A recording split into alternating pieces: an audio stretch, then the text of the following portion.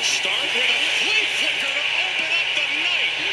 And he connects with Galladay. Sup, everybody, and welcome to Flea Flicker with Timmy B and Joey D from the Sports and All blog. I am, as you know, Timmy B, and I'm joined by one of my best friends and college roommate, Joey D. Joe, what's up, man? How's it going? What's going on? Good to be here.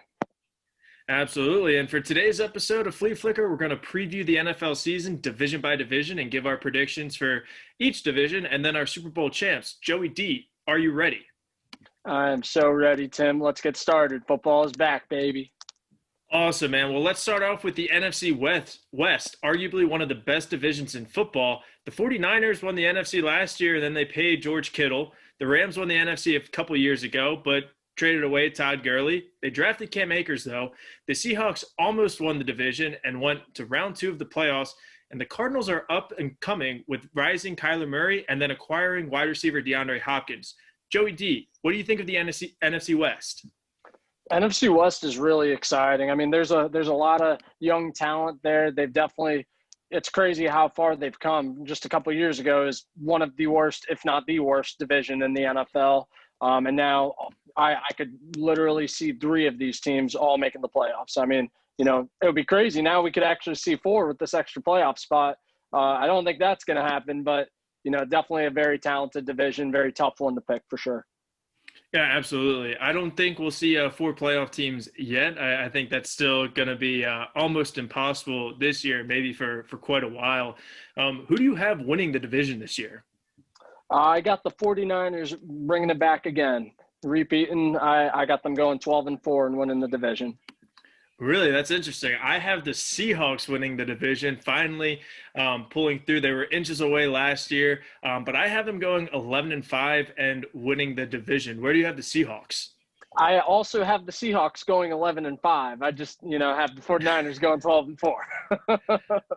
Yeah, I mean, it's just – with me, the 49ers, they're going to have a little bit of a Super Bowl hangover, kind of like the Rams did, but not as bad as the Rams. I still have the 49ers being one of the wildcard teams and going 10-6. To me, I'm a big schedule guy, and looking at the schedule, Joe, in week 7 to 13, the 49ers have at New England, at Seattle, versus the Packers, at the Saints, bye week at the Rams, and then versus the Bills. In order to make the playoffs, they're going to have to go 3 or better in that stretch.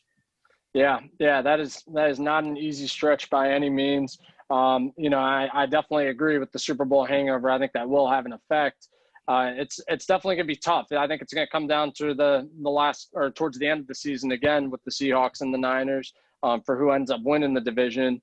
You know, they really just brought back the same team that got them to the Super Bowl last year. They didn't really lose much. You know, DeForest Buckner traded away, but you kind of replace him with a more raw version of Javon Kinlaw from our alma mater. Go Cox. Go Cox.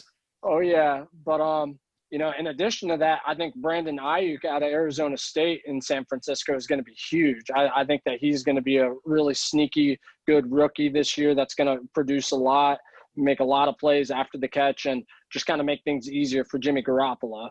I mean, there's no question Russell Wilson is a better quarterback than Jimmy Garoppolo. That's just facts. That's obvious. But, you know, when I look at both teams as a whole, I just feel like the 49ers are a little bit more complete on both sides of the ball than the Seahawks. And I'm not sure if they'll be able to overcome that this year again. I definitely agree with you. I think the 49ers are more of a complete team. I think that with their defense, they'll be able to beat you ground and pound style and win games 14-10. Likewise, they can beat you in a shootout like we saw last year against New Orleans. It was, 48-45? So I think that wild. Dude, that was a crazy game. And I think they have that advantage over the Seahawks. I just still think that, like, little Super Bowl hangover, they might get off to a little bit of a slow start. So I still think they'll make the playoffs comfortably at 10-6. I just like the Seahawks with the division. Now, a question for you, Joe, with the Seahawks. They're known for having the 12th man home field advantage. With no fans this year, I mean, how do you see that playing out? Last year they went, I believe, 5-3 or 4-4 at home. I mean, do you see that again, or do you see them doing a little bit better at home? I think the Seahawks will definitely slide a little bit at home. I mean, you know, it's like you said, the 12th man, and, you know, that Seahawks stadium, like they definitely have an advantage going there. And, you know, without the fans this year, I really think it's going to be, a disadvantage for teams that aren't allowed to have fans versus teams that are allowed. When you see a team like Seattle, Philadelphia, they're not allowed to have fans there. That's definitely going to have an impact on the game. And, I think I could see the Seahawks losing a couple games that they normally would win, at home because of that, and causing them to, end up getting second in the division, in my opinion. Yeah, it's crazy that the NFL competition committee said that, having fans has nothing to do with competitive advantage, which I wholeheartedly disagree with. I don't understand. Yeah, like, what, I don't know how the competition committee of former players are like, yeah, no, it doesn't matter. I just don't get it. I don't get it at all. But, we'll see. This will definitely be an interesting year. And now, Joe, talking about the other two teams in the NFC West, we have the Rams and the Cardinals. How do you think these two teams are going to play out in a very tough division? Yeah, I've kind of felt the last couple of years that the Rams have been overrated and Sean McVay has been overrated. A lot of people were really hot on them right after he came in the league, and they won a lot of games, and they put up some prolific offensive numbers their first few years. But last year I think a lot of us saw, coming off the Super Bowl, it's really not that hard of an offense to defend. They really don't do a lot that's very different. They just run a lot of plays, a lot of the same plays, kind of out of different looks. And, I just really was not that high on Sean McVay or Jared Goff. And, they really kind of showed that last year. I think they got exposed a little bit. Gurley was injured last year. Now he's not there this year. Aaron Donald can only do so much on that defense. Jalen Ramsey definitely helps. But, again, even last year when they traded for him, it didn't really seem to move the needle that much for me. So I've got them going 8-8 and actually getting fourth place in the division. Like I said, I just don't really believe in Jared Goff. I do think Sean McVay is talented, but a little bit overrated. Like I said, the defense, they've got a couple players, but as a whole, I just don't really see it showing up as much. Yeah, I'm with you. I have them at 8-8. I just have them being in third place. I have both them and the Cardinals at 8-8. I just think the Rams will have like the game-winning or the tiebreaker between them. I think Goff is a good QB, but he thrives when the run is established. They struggled so much last year. They didn't have a 100-yard rusher. When they went to the Super Bowl 2 years ago, they had 8 games with somebody over 100 yards. So they need to establish the run with Cam Akers. And then even though they only have Cooper Kupp and Robert Woods, now they lost Brandon Cooks, I still think that this is going to be a pretty average team. Their defense is good. McVay still has a good system. Their first 3 weeks are the Cowboys, Eagles, and Bills. So they could easily start 0-3 or 1-2. And at that point, making the playoffs is going to be tough. So I think that they're going to go 8-8. Likewise with the Cardinals, I think they're going to go 8-8 as well, finish in fourth just because of tiebreakers. But having all 4 teams be over 500 or 500 or better will just confirm that the NFC West is the best division. I'm buying into the hype and progression of Kyler Murray and Cliff Kingsbury in year 2. You're added DeAndre Hopkins, Kenyon Drake with the full offseason. You still have the Hall of Famer, Larry Fitzgerald, and Christian Kirk. They're going to have a fun offense to watch. Yeah. I actually have the Cardinals going 9-7. I really am high on Kyler Murray and all of the additions that they made. I think if you look at the last couple games of the season last year, they were one of the best offenses in the NFL. They finally found their legs, with Cliff's offense and with Kyler's arm. Kenyon Drake was added, and he was a phenomenal add at the end of the last year and really produced as one of the top running backs down the stretch. So I don't think that offense is going to be a problem at all. I definitely see some concerns on the defensive side. Let's not forget about Chandler Jones, because this guy, I feel like, is forgotten about every single year. Everyone talks about who's going to lead the league in sacks, who's going to be the MVP. His name is never brought up, but he is always up there statistically and is always producing, which, again, for a defense devoid of a lot of talent, that's really impressive. There's not someone on the opposite side of him drawing away double teams. And, him, Patrick Peterson, Budda Baker, now you add Isaiah Simmons. I think Simmons is going to add, I hate to say it, as a South Carolina fan, but I do think Simmons adds a lot of versatility to that defense. That's going to give them, just a couple different looks that are going to give Chandler Jones more one-on-one opportunities. Potentially Patrick Peterson does a couple different things as well. You know, they used to be a little creative with him back in the day. You know, they put him on offense, for God's sake. And, you know, we haven't really seen much of him recently, and people kind of forget he's been one of the premier corners in the NFL. So I really think that defense has potential. I don't know if they'll be top 15 or if it'll be enough, but I do think that offense is going to be enough to get them to 9 wins. Yeah, those are literally the 4 players that I wrote down. I said Chandler Jones, Patrick Peterson, Budda Baker, and then they drafted Isaiah Simmons. So I think they have a solid core. I mean, that's, you know, rusher, linebacker, defensive back, and safety. So I think that they have a good core in place. They need a few more pieces. Looking at their schedule, I see about 6 winnable or should win games, and I think that they're good enough to pull off an upset or 2. So this team will be a hot pick next year to contend. I just think they're your way. But you said 9-7, and you said that they would make the playoffs, right? I did. I have them getting a wild card spot, sneaking in actually as the number 7 seed. Awesome. So we both have the 49ers and Seahawks making the playoffs. You have the Cardinals sneaking in to the 7th seed. And let's move on to the NFC South. Now, they had another tough division. They're another tough division. They probably won the offseason. I mean, the Tampa Bay Buccaneers signed quarterback Tom Brady. Then they brought Gronkowski out of retirement and then signed Leonard Fournette last week. The Panthers hired a new head coach, Matt Rule. New quarterback Teddy Bridgewater. They did lose a lot of pieces like Luke Kuechly, but they still have Christian McCaffrey. The Saints had some QB drama with Drew Brees, Taysom Hill, and letting Bridgewater go and signing famous Jameis Winston. And then the Falcons acquired tight end Hayden Hurst from South Carolina and Todd Gurley in the offseason. So break down the NFC South for me, Joe. So I got the Panthers finishing last in the NFC South this year. I got them going 5-11. It's very clear that this year is a rebuild year for Carolina. You know, I don't think that Matt Rule or Panthers fans are going to want to admit it, but when Teddy Bridgewater is your starting quarterback for a season, you know, that speaks volumes. He's not the long-term guy there. He's not going to be there more than 2 or 3 years max. You know, he's the bridge quarterback to get by this year. I don't think they have a good season. I think, like I said, I think they get 5 wins, top 10 pick, and they draft their quarterback of the future next year. You know, if you look at the defense, like you said, they had a lot of losses between Luke Kuechly, James Bradbury, their top corner from the year before. I believe Gerald McCoy as well. He was on the Panthers last year, if I remember correctly. Is that right? I believe so, yeah. Right. Yeah. Pretty sure that's right. You know, I should be the expert, right? You know, there's a lot of losses, but they drafted all defense this year. All defense. I thought that was really cool. It's been a really long time since we've seen that. I think Matt Rule is going to do a great job and be a really good head coach. I think he's going to change the culture there, and, you know, really just get them back on track. And, you know, I just think it's a year or 2 away. You know, they don't have much talent on offense aside from McCaffrey. You know, DJ Moore is nice. Curtis Samuel is okay. They signed Robbie Anderson. But again, Teddy Bridgewater is the one throwing them the ball, and I wouldn't bet on Teddy Bridgewater personally. So I got them going 5-11, getting 4th place in the South this year. Yeah, so do I. I 5-11 too. You must have been looking at my predictions. I agree. I think Matt Rule's going to do a good job.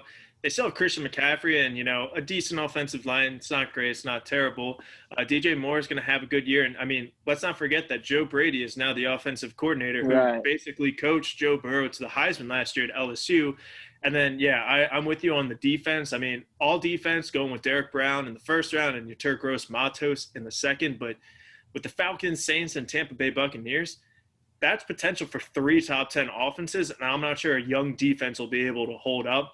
So I think it's going to be hard for them to win games. I could see it being like the Dolphins last year where they struggle initially but then have a good second half getting those 5 wins, and they do have the Packers and Saints in the last couple of weeks, so maybe they could play spoiler, kind of like what the Dolphins did in New England last year. But I also have them at 5-11. And, Joe, now I think this is interesting. Now we kind of have the Falcons, Bucks, and Saints. You know, I could make the argument for any of the 3 teams to win the division, but who do you have in 3rd place? Who do you have finishing ahead of the Panthers?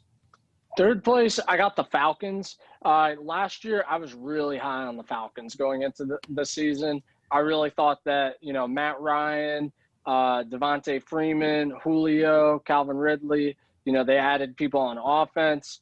I was very, very high on the Falcons last year. Drafted so many of them in fantasy, and it all worked out awful. It was just absolutely terrible. The Falcons, they just have not been consistent the past few years. One game they'll put up a ton of points, but the defense won't allow or will allow however many points for them to lose. And then the next week it's the opposite. The defense does a great job, but the offense doesn't show up. And, while they did have some exciting offensive additions with Hayden Hurst, with Todd Gurley, I think they brought in Laquan Treadwell as well. That offense, it's pretty much all first-round picks.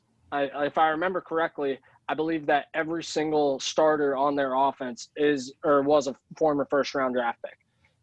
Crazy stat. Look it up. Correct me if I'm wrong, but I'm pretty sure that's right. So they got those exciting offensive additions. Their defense is getting healthy again, which is huge because last year that was a big thing for them. A lot of injuries all over the place. I just think at the end of the day, it is a really tough division, and Dan Quinn hasn't really proven himself to me since they lost the Super Bowl. Since they had that season, balled out, everyone was firing on all cylinders. They haven't done anything since then. Until I really see that, I'm not betting on them, and that's just me. Yeah, I mean, I'm with you. I was big on the Falcons last year, and, like Big Cat, myself, and the rest of, Gambling America, we would always see Falcons +5 and, being like, how could that not happen? And then it didn't happen. I have them finishing third as well, but I have them going 9-7. I think they are going to bounce back a little bit. But like I said with the Rams, since their loss to the Patriots in the Super Bowl, they have really lacked in 100-yard rushers, and I'm a big believer on, ground and pound. Like, you got to establish the run. So they got Todd Gurley. Right. They got Hayden Hurst. I think will have a big year. They have a good defense and a very good front seven.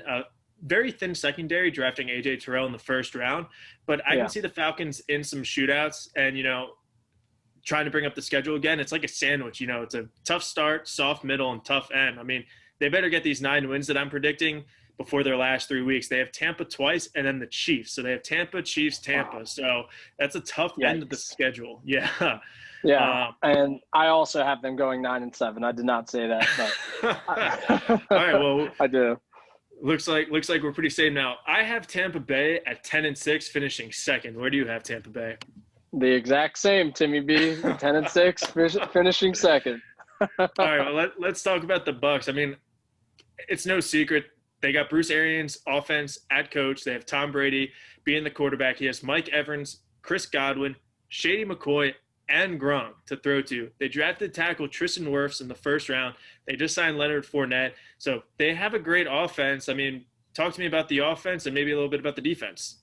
Oh, yeah. The Buccaneers are all in on this season. Like, it is so clear that this is the year that they are desperate to win the Super Bowl. I mean, it's in Tampa Bay, so they want to be that first team to play in the Super Bowl in their hometown.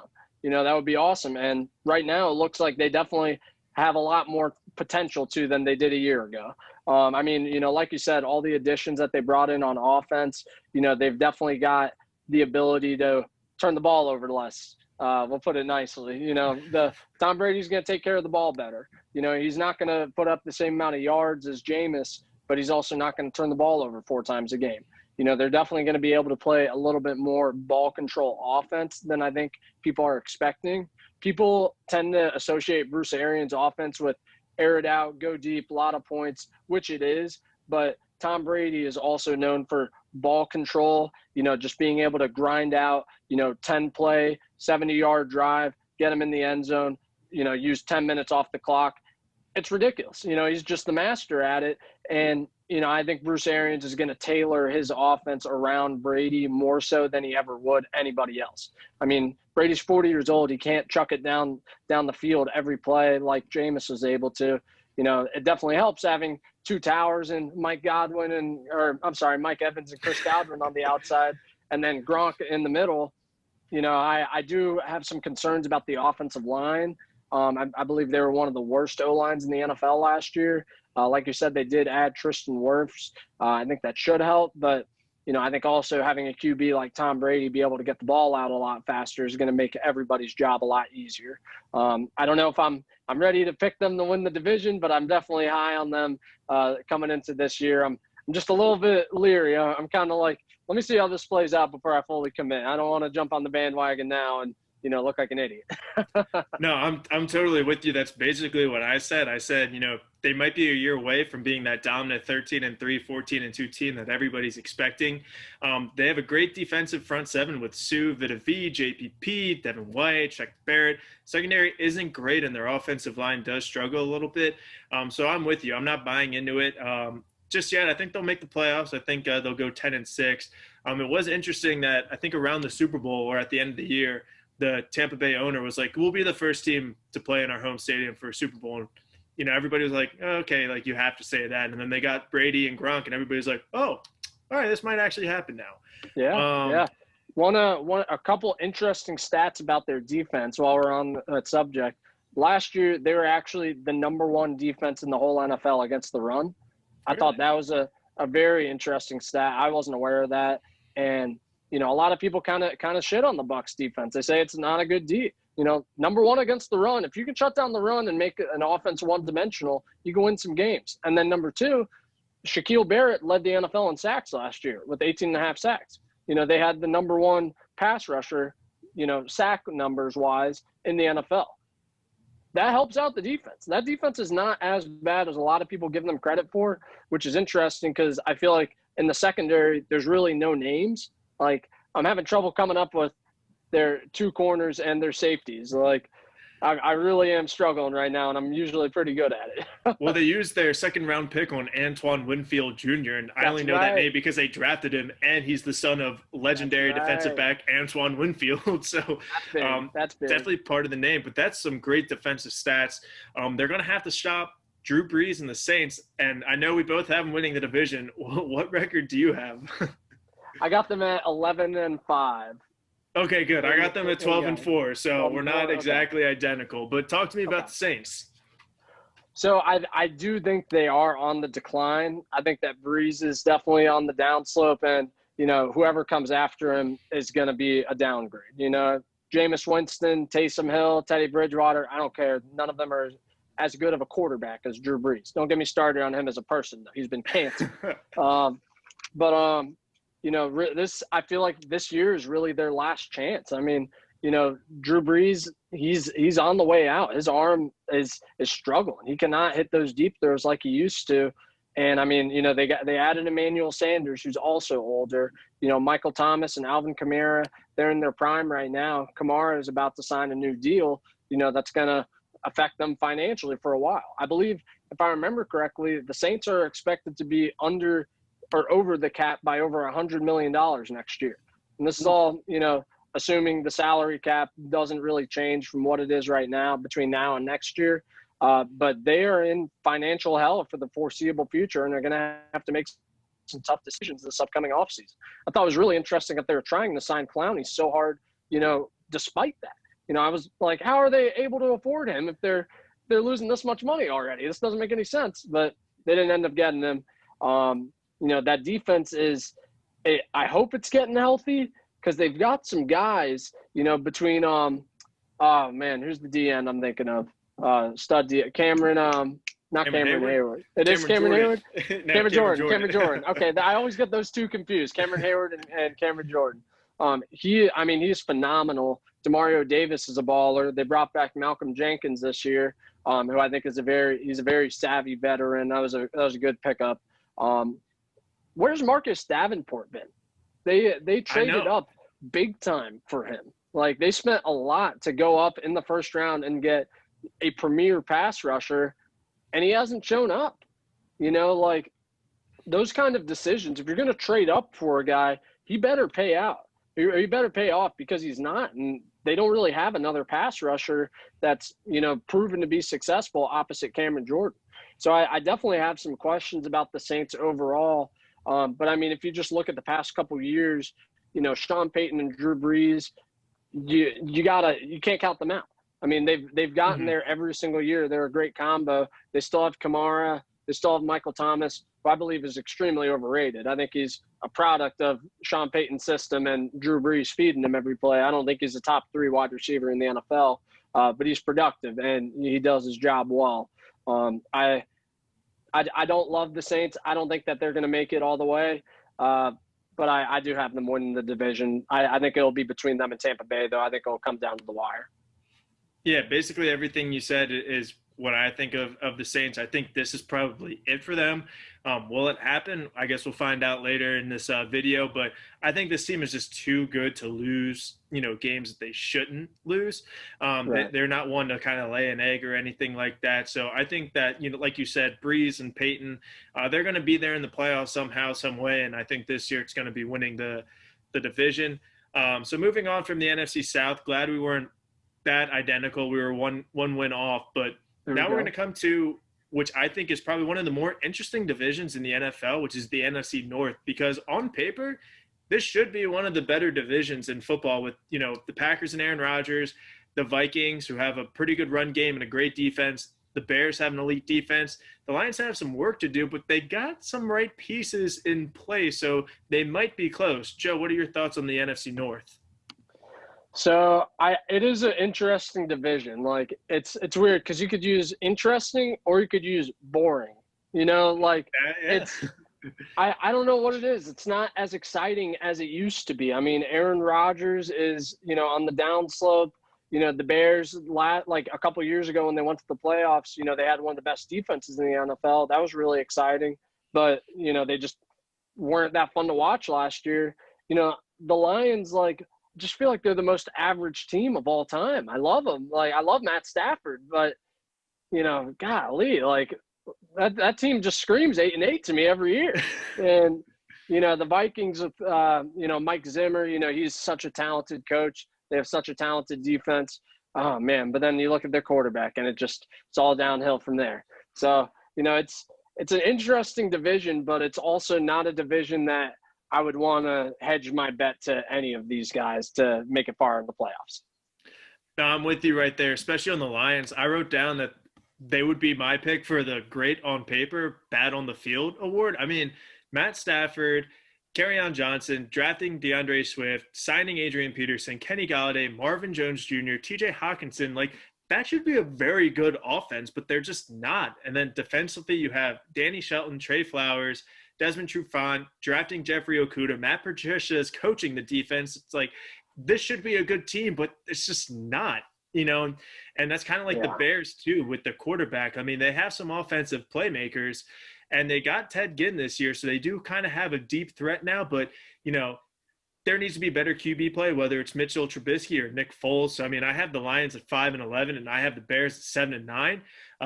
Mainly because of the defense. I think the Bears defense will make them win a game or two, 10-7 or 13-10. I think their offense is good enough to get a couple of points. And then I have the Packers at number 2, and I have the Vikings winning the division. Both the Vikings and the Packers I have at 10-6, though. I just think the Vikings are going to pull off the tiebreaker between them.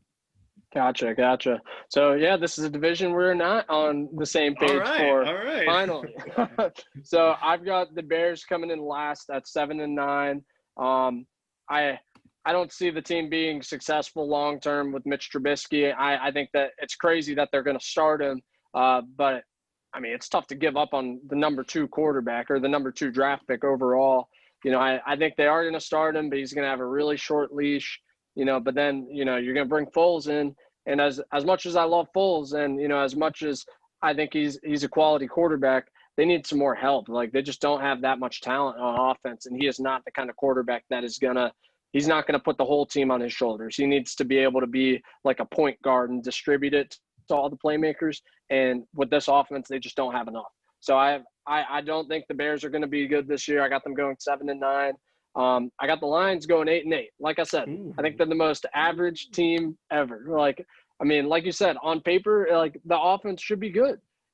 I think the problem there is the O-line is a big question mark. They spent a lot of money on Big V.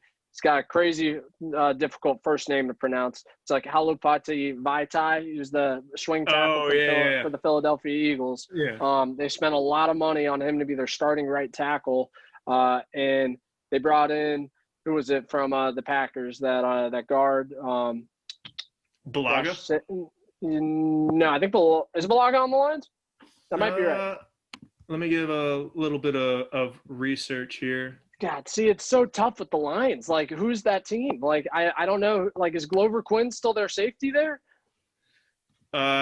So they have their offensive line is Taylor Decker, Joe Okay. Dahl, Frank Ragnow, Jonah Jackson, and Vaitai. Yeah. They had Josh Sitton a couple of years ago, but I think he That's what I was retired. thinking of. Yeah, that's what I was thinking of for some reason. Where's TJ Lang? I thought he's somewhere different now. Is he not on the Lions too?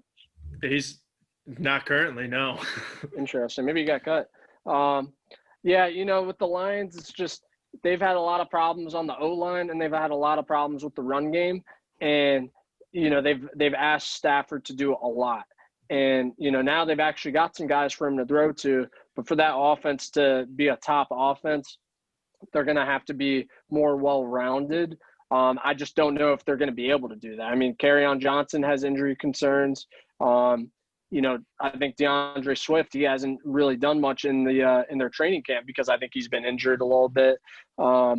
Adrian Peterson, we'll see how much he's got left in the tank. But, I mean, on paper, like you said, that's a good running back crew. So if they can all stay healthy, I think they definitely can produce. I just don't know if it's going to be enough for them to really get over the hump and, make a push.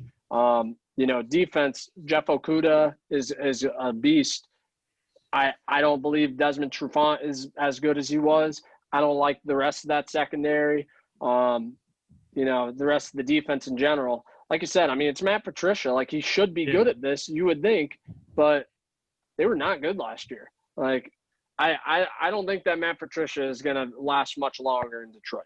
Is the way I'm. Well, I mean, if he goes 8-8, I mean, they would have to keep him at that point. I mean, it depends on how the defense looks. I mean, if the defense is garbage and Stafford is bailing them out every game, why would they hold on to Matt Patricia? He's the one who's supposed to be elevating the defense. I don't know. I'm not big on Patricia. I like Stafford a lot. I think he's so underrated. I just don't see them making a push. God, I spent so much time on the Lions for the most average team. Let me get out of here. Let's step away and let's talk to teams that might actually make the playoffs from this division in the Packers and Vikings. Exactly. So I got the Vikings going 9-7 and getting second place and not making the playoffs. I'm not big on the Vikings. I'm not a Kirk Cousins believer. I do not like that. Not at all. God, Kirk Cousins, he just does not show up in big games. He doesn't.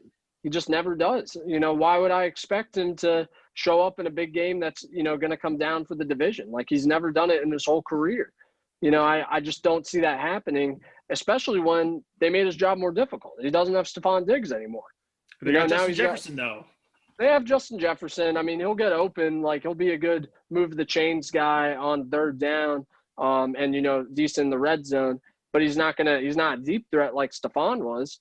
And Thielen's already kind of like – Thielen can do a lot. I love Adam Thielen, but now I wonder how much he's going to be able to do without more attention diverted from him when Stephon Diggs was there. So we'll see how that goes, on offense. I have a lot of questions there. I hope Cook stays healthy and balls. I drafted him in fantasy, so I need him to. If he doesn't, I'm going to be pissed. I do have his backup, though, so fingers crossed.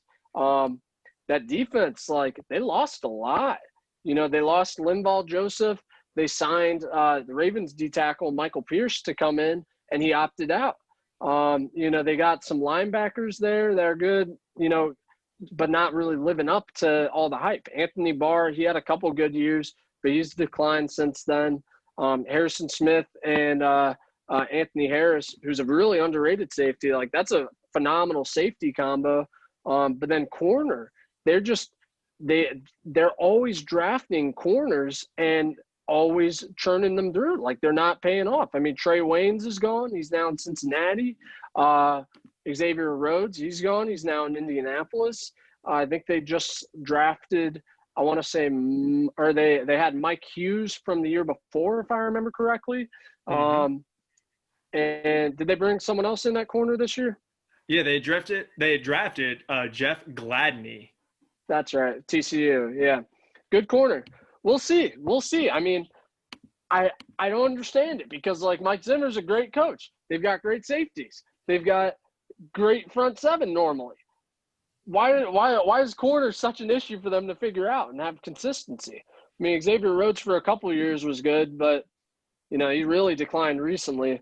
So I have a lot of questions about the Vikings, and I do not believe in Kirk Cousins whatsoever. So while I'll give them a winning record, just to satiate the gentle listeners out there, but I could see them going 7-9, even worse, honestly. I really think Kirk Cousins is that bad. See, I'm a believer in the Vikings just because it is a Gary Kubiak offense. They have Dalvin Cook. They have a good line. They have serviceable wide receivers. They have a pretty good defense. Remember, they just traded for Yannick Ngakoue from the Jacksonville Jaguars to their defensive line. This team kind of reminds me of the 2014 Ravens, another Gary Kubiak offense where Justin Forsett had over 1,000 yards. I think Dalvin Cook is going to feed. You're going to love hearing that for your fantasy team. I think he's going to be feasting this year. So I think this team's going to be good enough to go 10-6. And for the Packers, I have them at second at the same record, just losing tiebreaker. Stat for you last year, the Packers went 8-1 in one-score games. The law of averages just suggests that won't be happening again this season. So if you take away a couple of those wins, maybe you go 5-3 or 5-4 in these one-score games. That takes you from 13-3 to 10-6, which is where I have them. I still think that there's questions at wide receiver after Devontae Adams and especially at tight end. I mean, Aaron Rodgers, can we get this man a tight end for once? Good Lord. My God. Have you see the stat? It was that the Packers have never drafted a receiver in the first round for Aaron Rodgers in his whole career. He's thrown one touchdown to one first-round draft pick in his whole career. He's thrown. And it was Mercedes Lewis last year. No. It was Eddie Lacy. No. I thought it was Mercedes Lewis. It was Eddie Lacy through a screen. And it was a touchdown. Oh, my God. Yeah. I don't think Mercedes Lewis was a first-round pick. Or tight end? He might have been. I don't know. Maybe I saw that stat. Maybe it was. It was Eddie Lacy. It was crazy. Oh my God! I couldn't believe it. I could not believe that. I was like, Jordy Nelson, Devontae Adams. Nope. Eddie. God, Fat Eddie, Cheeseburger Eddie. Like, my God, get this man some help. I don't get it. Let's draft it. Let's draft his backup and future quarterback and Jordan Love this year. Like, I don't know. I feel like Green Bay is getting a little bit too cute. You've still got Aaron Rodgers. Mm-hmm. He may be starting to be on the decline, but, right now I think he's going to come back with a vengeance, and then I think he's going to leave Green Bay, and then I think he's going to make them look real bad for going after Jordan Love, and he's going to go somewhere where they have talent at receiver. He's going to make some plays. I don't think Aaron Rodgers is done yet. But they do need to get him some help because he can't keep doing it all himself. That D is solid. They definitely stepped up last year with the Smith brothers, Darnell Savage from Maryland, Jair Alexander, the stud corner there. They got to be able to stop the run. That's the biggest thing for their defense. Mm-hmm. They got a good secondary, they got a good pass rush. But for example, when the Eagles played them last year, we ran the ball down their throats. I think we had 170 yards in rushing offense. Jordan Howard had 3 touchdowns. That was the first time Aaron Rodgers had ever lost at home on Monday Night Football in his whole career. Even in the NFC Championship game, the 49ers had 690 yards rushing. Exactly. Yeah. That probably should have been the main example, but Eagles fan here, that's what I'm gonna think of. So I do have the Packers going 10-6. I do think that they overachieved last year, and they will regress to a degree. But when I just look at that division, I'm looking at Kirk Cousins versus Aaron Rodgers, and I'll take Aaron Rodgers every single time, even with this bear covered at receiving core.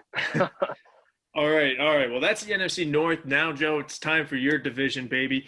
The NFC East, we got the Eagles as the reigning division champs. We got the Cowboys with the new head coach, Mike McCarthy, and some Dak contract issues, maybe. We got the New York Giants, a new team or a new head coach in Joe Judge.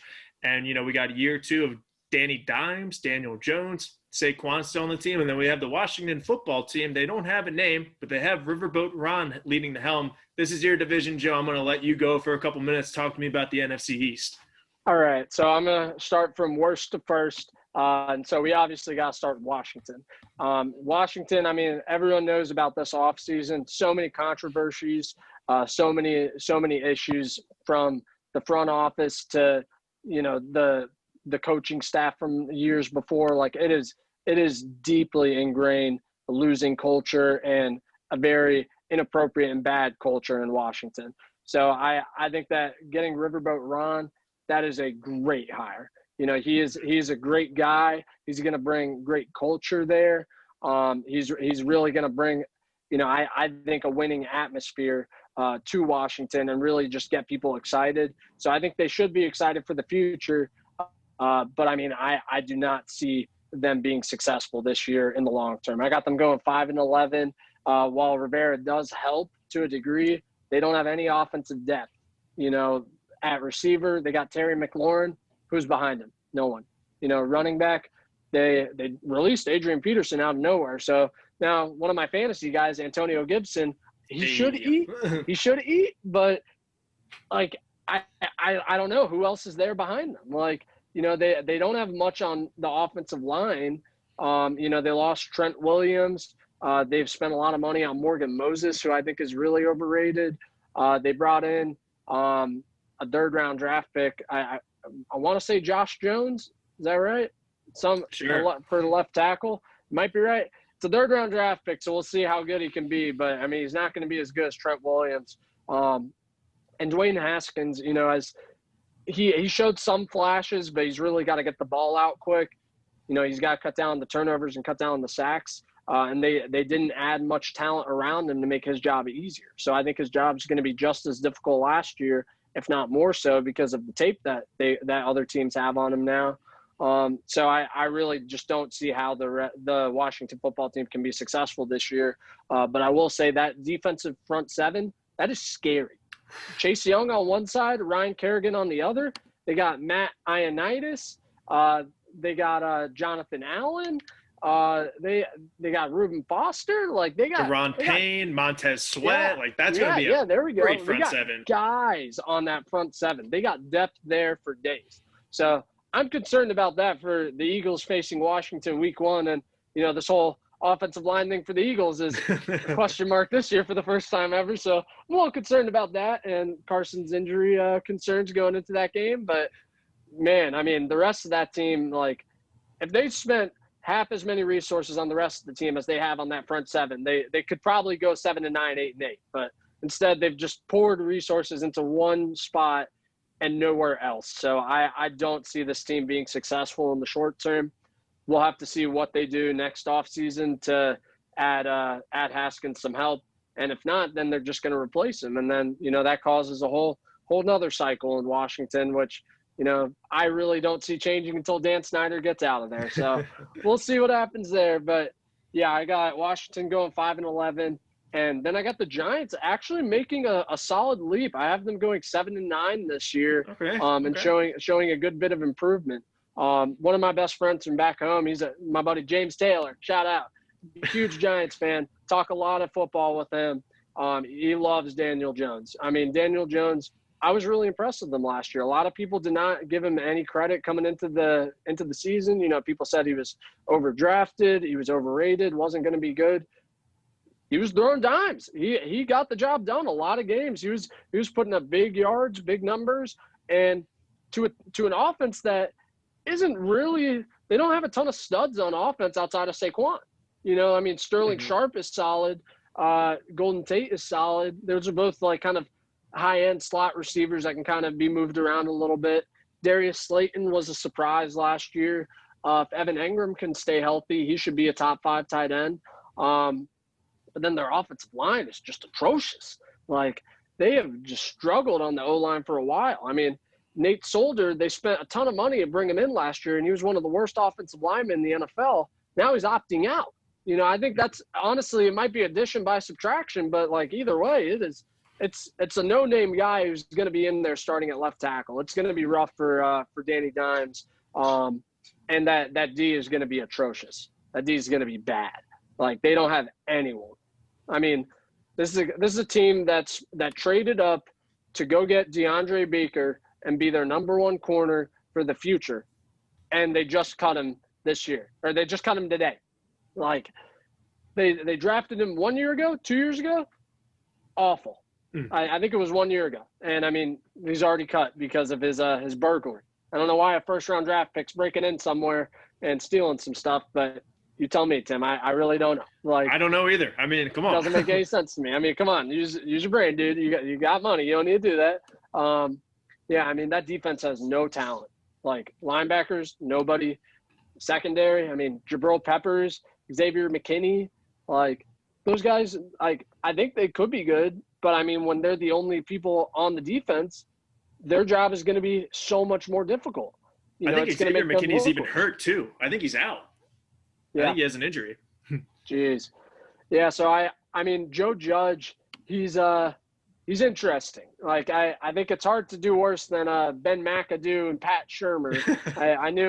I knew with Pat Shurmur that was going to be bad for sure. But, I mean, have you seen what he's doing at training camp? He wants to take the red jersey off of Daniel Jones, let him get some work. Like, I mean, this is an old school football coach. He's got the coaches running laps. I mean, he's got players running laps. I think that's either going to go really well or it's going to go really poorly. I mean, These are adults. These are NFL players. They know how to keep themselves conditioned and, keep themselves motivated. They're not playing peewee football. They don't need to be running laps right now. But, we'll see. We'll see how they respond to it. So I do think that the offense is gonna put up some numbers this year if everyone can stay healthy. I mean, Saquon is, in my opinion, he's the most complete back in the NFL, and can definitely take over a game at any given time. But that defense is going to struggle. I don't think they can win a shootout every week, but we'll see. Yeah, you want to add anything about those two real quick before we get to our favorite two? No, I mean, I have the football team going 4-12. I think that Riverboat Brown's going to do a good job. They're going to be a little bit competitive, but I think they're going to get another early pick. I have the Giants improving a little bit like yourself, but instead of 7-9, I have 6-10. I'm a big believer in Daniel Jones really going from year one to year two. I mean, he gained like 15, 20 pounds of muscle. Thank God that guy was like a stick. And then they have Jason Garrett as offensive coordinator, where they ran the ball with Zeke. So they're going to run the ball with Saquon. Danny Dimes doesn't need to throw 50 times a game and try to beat you. So I think that they're going to do a good job in Joe Judge's first year. But my hot take with these next two teams is I have the Cowboys not making the playoffs this year. I have them going 8-8. They're going to be pretty average. And then I have the Eagles winning the division at 10-6. Let's go. I also have the Cowboys not making the playoffs. I do have them going 9-7. But okay. I have them missing out on the playoffs to the Philadelphia Eagles, also at 10-6. We'll start with the Cowboys. I mean, it all starts with Dak, and I have never been a Dak guy for a long time. I feel like he's run a lot of really basic plays at a very high level. His job has been made a lot easier due to the fact that he comes in, he's already got Dez Bryant. He's already got Jason Witten. He's got Zeke. He's got the best offensive line in the NFL. He's got veteran coaching staff. And the defense his first couple of years was playing well. That stuff started to change. When they didn't have receivers. Before Amari came in, Dak was not elevating other receivers to be successful. They got very one-dimensional, and they can't really ask him to run a lot of complex NFL plays. It's like the read option, it's play action, it's handoff to Zeke. It's not a very complicated NFL offense, what they've been doing the past few years. So it really shocked me how much money Dak was asking for, and how he was willing to just turn down some of the most guaranteed money in NFL history. I will say this: they've been getting good production out of a fourth round draft pick at quarterback. They've been getting high end production from a fourth round draft pick, playing on a fourth round draft pick QB contract. That is cheap production for a number of years. And he does have a lot of stats to ask for a certain amount of money. But I get it. I mean, he's been giving them a discount essentially these past couple of years. Now he wants to cash in. I get that. I just don't think that he's worth it. I think the Cowboys are in a terrible position. I mean, they either have to pay him these crazy demands and be hamstrung financially by being locked into Dak for the foreseeable future, or they don't, and then they're starting over at quarterback again. So I love what's going on in Dallas right now. I want to see it keep playing out exactly like the Kirk Cousins situation with in Washington. I think that's how it's going to go. No, I'm with you, man. I think this is going to be a fun offense to watch. I mean, with Dak, Zeke, Amari, Michael Gallup, drafting CeeDee Lamb, so having one of the best offensive line. I mean, Mike McCarthy, new head coach, is a little bit of a pass-happy type of coach. So, we will get to see Dak's true colors this year, passing to those three guys. But my big thing is not only their tough schedule this year, playing the AFC North and NFC West, but their defense lost a lot of people. And outside of Vander Esch, like, their linebackers are pretty weak. Their secondary is pretty weak. They have a decent D-line, but I don't think that, their defense is going to be able to hold up. Their offense might be able to score points, but their defense is going to give up a lot more points than their offense will score. Absolutely. They lost a lot on defense this year. I mean, Byron Jones was one of the best corners in the NFL the past few years. He doesn't make a ton of plays in terms of interceptions or turnovers, but he covers. He's sticky. He would cover that number one and be on him, and he wouldn't be open. And now they don't have that. I mean, they brought in Trayvon Diggs from the second round, and that's going to be their starting corner. Let me give you and the gentle listeners an idea of the player Trayvon Diggs is. When I was in high school back in Maryland, I played against Trayvon Diggs' high school. He went up against me. I was playing linebacker, 150 pounds, playing outside linebacker. Trayvon Diggs runs a screen pass, tries to juke me. I catch him by the ankle and tackle him with one hand. I did that. Me. I'm not good. I'm not in the NFL. I could tackle him. He couldn't cover me. Can't hold my jock strap. He's not going to be successful. I think Trayvon's a bum. I think Trayvon's a big-time bum.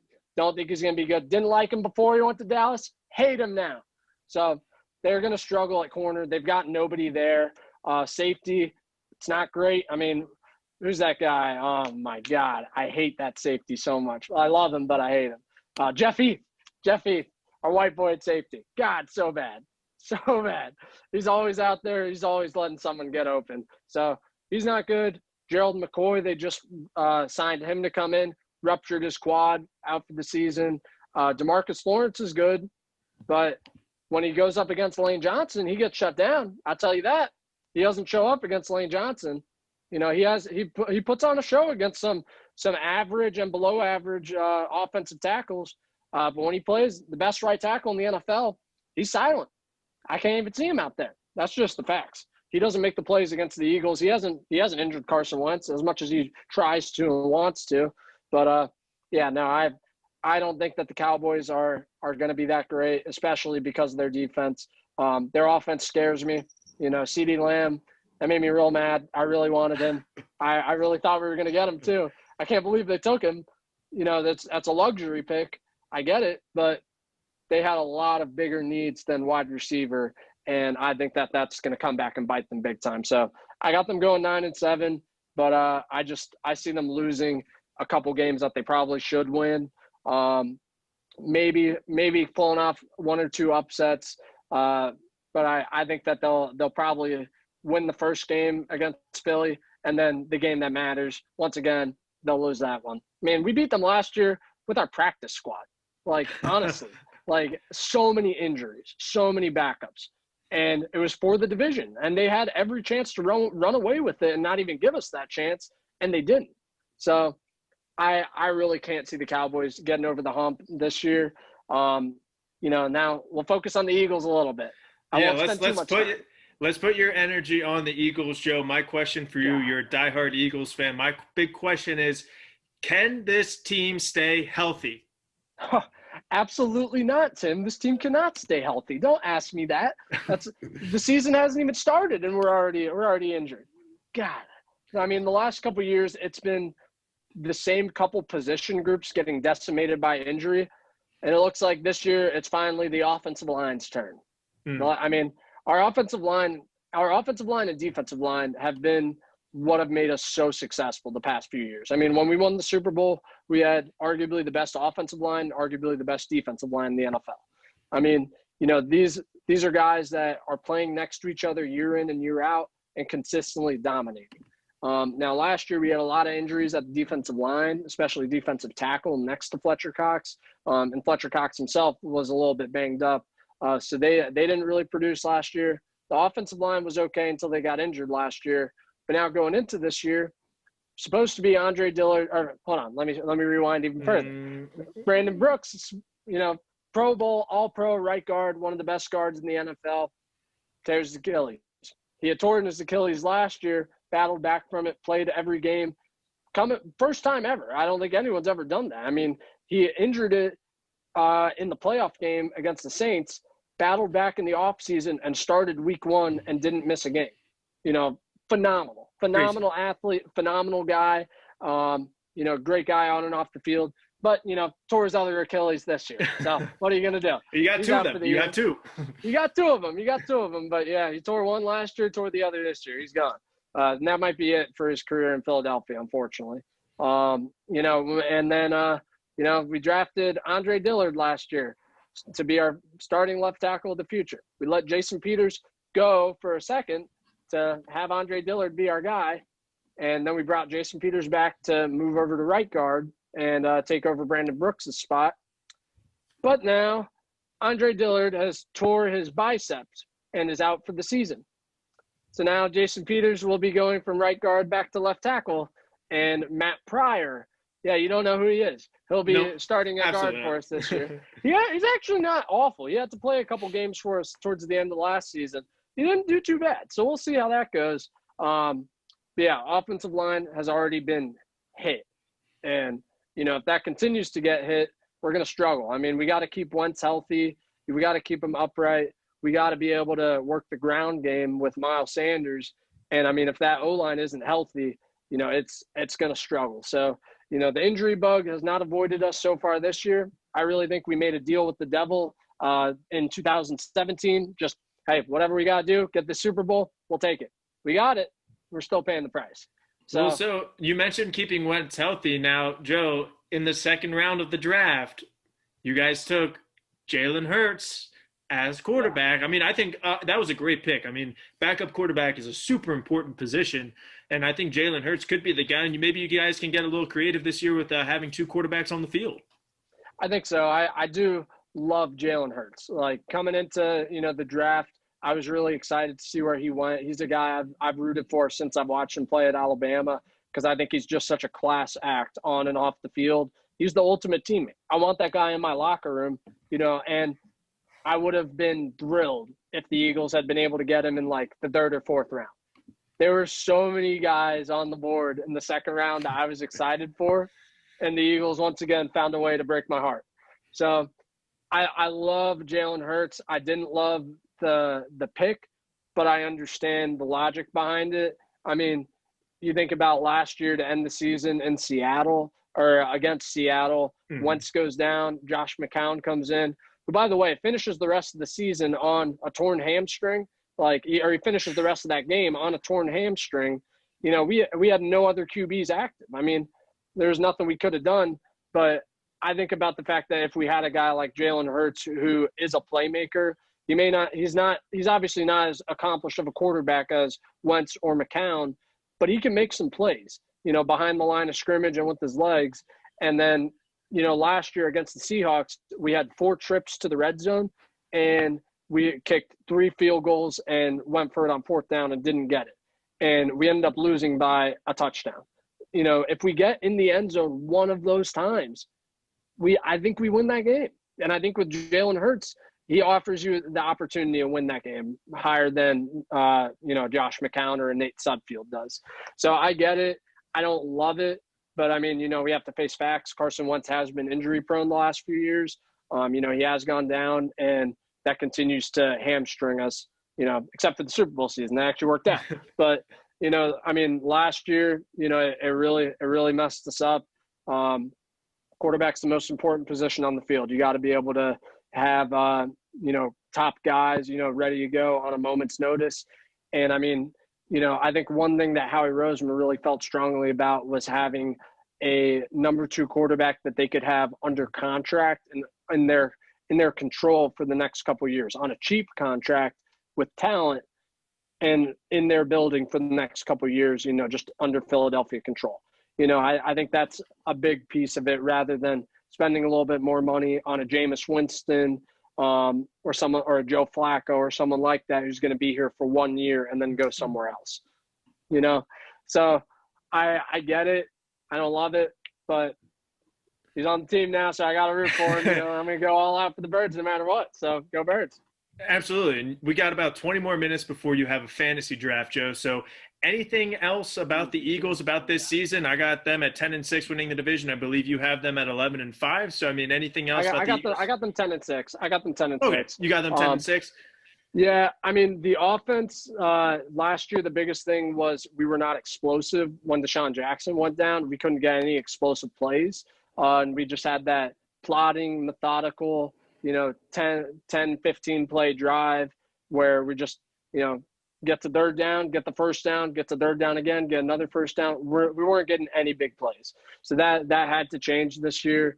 And we added a lot of speed. I mean, we drafted Jalen Reagor in the first round, which we talked about the Jalen Reagor, Justin Jefferson debate a little bit before. And like I said, I think Jalen Reagor just offers a big play versus Justin Jefferson being a little bit more polished, a little bit more pro ready. He's going to move the sticks for you, but he's not going to offer that big play threat and really change the offense we had last year. While Jalen Reagor, he could take the top off the defense. He can also make plays with the ball in his hands. Whenever he gets healthy, because he's out week 1, I think he's going to be a beast, especially if Deshaun Jackson can also stay healthy. I mean, the two of them on the outside with then Zach Ertz, Dallas Goedert, tight end in the middle, that opens up that middle of the field a lot, opens up the screen game for Miles Sanders. So I think just having that speed threat available on the team is going to open up this offense so much. The defense, it's going to be interesting how it goes. I mean, our D-line is stacked. We had Javon Hargrave, who we've already got Fletcher Cox and Malik Jackson at D-tackle. So we've got 3 phenomenal defensive tackles. Brandon Graham, very consistent defensive end. Derek Barnett, not so consistent, but, he's made some plays when he's been healthy. And I think Josh Sweat is going to have a big year as well. Linebacker is dicey. Like, this might be the worst position group out of any position group in the NFL. Like, can you name me any of the linebackers on the Eagles team? Let me see if I wrote some in any of my notes. No. Yeah. It's Nate Gary, who is a converted safety. He was a 5th-round pick a couple years ago. Converted safety, now linebacker. He's going to take the bulk of the snaps. And then it's going to kind of be a platoon at the second linebacker position. We got TJ Edwards, who was an undrafted rookie last year. Very good in the run game, but not very athletic, so they don't really want to expose him in the pass game. I think that Duke Riley, a guy we traded for from the Falcons last year, will be that nickel linebacker guy. And it'll be his first time in like a full-time role. So it'll be interesting to see how they do and just how that linebacker core holds up. The Eagles don't value that position. They don't want to spend a lot of money on it or invest high resources in it. Hopefully we can get by. It's just going to be a matter of if we can get by, or if that position is really going to be that much of a detriment to the defense as a whole. Because outside of that, secondary is looking good. I mean, we've got Darius Slay. It's a good corner. We haven't had a good corner since Asante Samuel. So we'll see. I mean, last time we got a big corner who's supposed to be good. It ended up being Nnamdi Asomugha, and that didn't end up well. So fingers crossed that doesn't happen. But I think that Darius Slay is going to be a baller. Avonte Maddox, he's been playing pretty well the last few years. I think that him being the number 2 corner is going to help out tremendously, because now he's not going to be expected to do, a number 1's role. He's not a number 1 corner. I think if he focuses on the number 2 wide receiver, that'll help a lot. Jalen Mills transitioning from corner to free safety. He's going to be in that Malcolm Jenkins role where he's kind of a hybrid, where he's going to be doing a bunch of different things. That's going to be really interesting to see. I think he's going to do really well there. And if Rodney McLeod can, stay healthy, bounce back, I mean, he's a veteran at safety as well. We'll have to see. But on paper, that defense looks like it could be top 5, top 10. I'm optimistic about it, but again, I don't know if we're going to stay healthy. I mean, I don't know what's in the water down there in Philadelphia or who our medical team is, but they ain't been good. So I don't know. We'll see. I'm optimistic though. I'm optimistic every year, and then they disappoint me halfway through the season. I'm depressed, and then somehow towards the end of the season we're still in it, and I'm like, God damn it, I still have to keep watching this and see what happens, and then have my heart broken again like they did in the playoffs against the Seahawks. So, Well, speaking of playoffs, Joe, looking at your rankings in the NFC, you have the 49ers as the 1 seed, the Saints, Packers, Eagles, Seahawks, Bucks, and Cardinals. How do you see the NFC playoffs coming out? I mean, do you see one of your wild card teams, the Bucks, Cardinals, Seahawks, making a deep run? How do you see the NFC playoffs turning out? I could see the Cardinals really surprising a lot of people. I mean, when I think about the Cardinals, I think about the 2017 Eagles. I mean, they it was in 2016, it was Wentz's first year, and it was Doug Peterson's first year. And in last year, it was Cliff Kingsbury and Kyler Murray's first year. And they did some good things at the end of the season. And then they added some guys. They added DeAndre Hopkins. They still got Kenyon Drake. Their O-line got a little better. I mean, I think I could see the Cardinals, making some noise there. I mean, their division is so tough. I don't think that they're going to make it far. But I could see them sneaking a game against the Packers or the Saints maybe. Hopefully not the Eagles. But, if history is any lesson, Larry Fitzgerald went off against the Eagles last time they played in the playoffs. So I'm sure if they meet, DeAndre Hopkins will do the same. Yeah, I mean, for me, I got the Saints, number 1 seed, followed by the Seahawks, Vikings, Eagles, 49ers, Bucks, and Packers. I don't have too many upsets. I do have the 49ers beating the Eagles in the wild card game, but then after that, I have the Saints defeating the Vikings in the NFC Championship game, a little bit of 2009. I think third time's the charm in the recent years with the Saints and Vikings, and I see the Saints representing the NFC in the Super Bowl. How about yourself? Well, like I said, I could see either the Saints or Packers kind of getting surprised by some of the wild card teams like the Seahawks, Bucks, or Cardinals. So, I mean, I could see this. I think I could see it going down to like the 49ers in the NFC Championship, maybe the Seahawks, maybe the Bucks. I really don't love the Saints or the Packers, honestly, in the playoffs this year. I don't want to say the Eagles. I don't think that's going to happen. I think it's going to be the 49ers again in the Super Bowl, to be honest. I think it's going to be a repeat. Well, I love it. I got the Saints. You got the 49ers. Who are they going to play in the AFC, from the AFC in the Super Bowl? Tune into tomorrow's episode of Flea Flicker with Timmy B and Joey D.